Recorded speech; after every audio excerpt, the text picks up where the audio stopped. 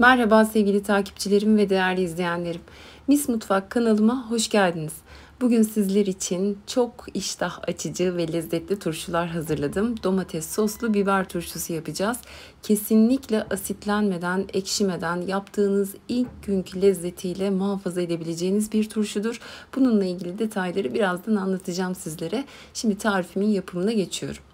Toplamda yarım kilo biber kullandım. 300 gram kadarını acı biber, 200 gram kadarını da tatlı ince biber olarak tercih ettim. Sizler damak zevkinize göre isterseniz tamamını tatlı ya da acı ya da benim gibi karışık olarak hazırlayabilirsiniz. Biberleri iyice yıkayıp suyunu süzdürdükten sonra gördüğünüz şekilde özellikle acı biberleri bir makas yardımıyla doğramayı tercih ettim. Ellerinize dikkat edin. Çok minik doğramanıza gerek yok. Çünkü sıcak sosun içerisinde de bekleyeceği için biberler erimesin, çok fazla diriliğini kaybetmesin. 2 adet kapya kırmızı biber kullandım. Biberlerin çekirdek kısımlarını temizleyip yıkadıktan sonra bu şekilde 4'e bölüp gördüğünüz irilikte doğruyorum.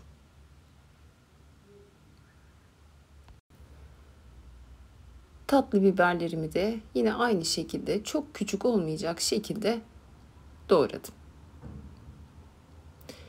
Yarım demet maydanozumu da irice doğruyorum. Bir baş sarımsak kullandım. Yaklaşık 12-13 diş kadar. Doğrayıcı da çok ufaltmadan gördüğünüz irilikte parçaladım. Şimdi bütün malzemelerim hazır. Sıra geldi domates sosunu hazırlamaya. 1,5 kilo domates kullandım.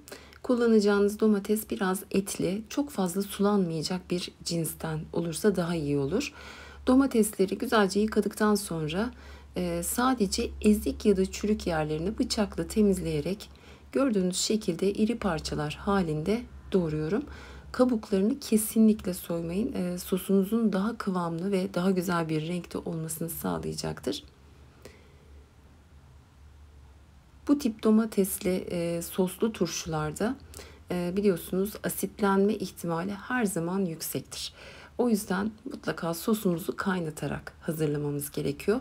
İlk önce kısık ateşte domates suyunu verene kadar kaynatmaya başlıyorum. Sonra ocağın hararetini birazcık arttırıyorum. Domatesler kabuklarından ayrılana kadar gördüğünüz şekilde kaynattım.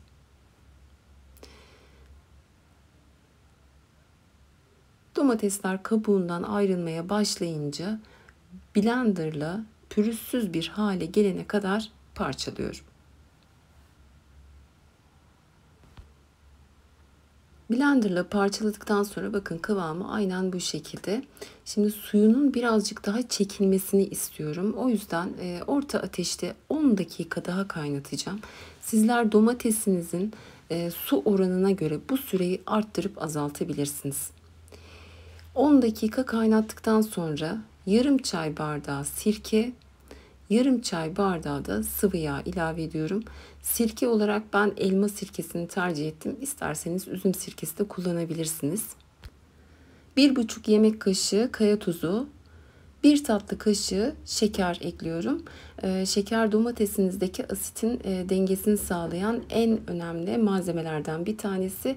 Turşunuzda asla şekerli bir tat oluşmayacaktır. Endişeniz olmasın. Bu malzemeleri ekledikten sonra 5 dakika daha kaynattım.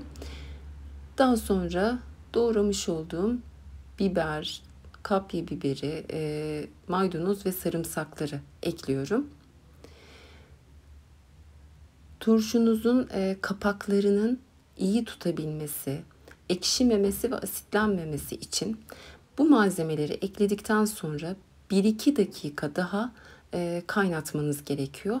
Eğer bu şekilde kavanozları sıcağı sıcağına aktarırsanız kapakları çok kısa süre içerisinde atacaktır ve çok çabuk asitlenip ekşiyecektir.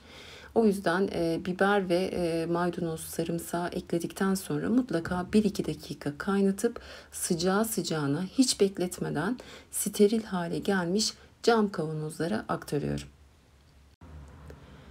Kullandığım malzemelerle 420 gramlık 5 adet kavanoz domates soslu turşum oldu. Bu tip turşuları tek kullanımlık küçük kavanozlarda hazırlarsanız çok daha iyi olacaktır. Kavanoz kapağını açıp buzdolabında saklamanız şartıyla kesinlikle bir hafta 10 gün boyunca bozulmaz, ekşimez, asitlenmez. Turşuları sıcakken kavanozlara aktarıp kapaklarını sıkıca kapatıyorum. Kapaklarınız da mutlaka hiç kullanılmamış yeni kapaklar olsun. Kavanozları ters çevirirken eğer bir sızıntı oluyorsa bu kapakları iyi kapatamadığınızın bir göstergesidir. Lütfen açıp tekrar kapakları kapatın. Şimdi domates soslu turşularımı hiç bekletmeden sıcağı sıcağına ters çeviriyorum ve soğuyana kadar hiçbir şekilde dokunmuyorum. Soğuduktan sonra kapaklarını kontrol edip güneş görmeyen serin bir yerde saklıyorum. Turşularınız yaklaşık bir hafta sonra yemeğe hazır hale gelecektir. Kapağını açtıktan sonra buzdolabında saklayın lütfen. Kapağı açıldıktan sonra bir hafta 10 gün boyunca asitlenmeden, ekşimeden aynı tazelikte kalacaktır. Benim her yaz istisnasız yaptığım bir turşudur. Mutlaka sizler de yapıp deneyin. Eminim çok beğeneceksiniz. Deneyenlerin de yorumlarını özellikle bekliyorum. Kanalımda buna benzer birçok farklı çeşitte sos, turşu, reçel, konserve tarifi gibi kışa yönelik tarifler mevcut. Hepsinin bağlantı linkini videoma ekledim. Onlardan da faydalanabilirsiniz. Tarifte kullandığım tüm malzemeler açıklamalar kısmında da eklidir. Ayrıca istediğiniz dilde altyazıyı da aktif hale getirebilirsiniz. Yeni tariflerimden ve videolarımdan haberdar olabilmek için kanalıma ücretsiz abone olup bildirim zilini de açık tutmanız yeterlidir. İnşallah daha güzel ve farklı tariflerle tekrar görüşebilmek ümidiyle sağlıcakla kalın.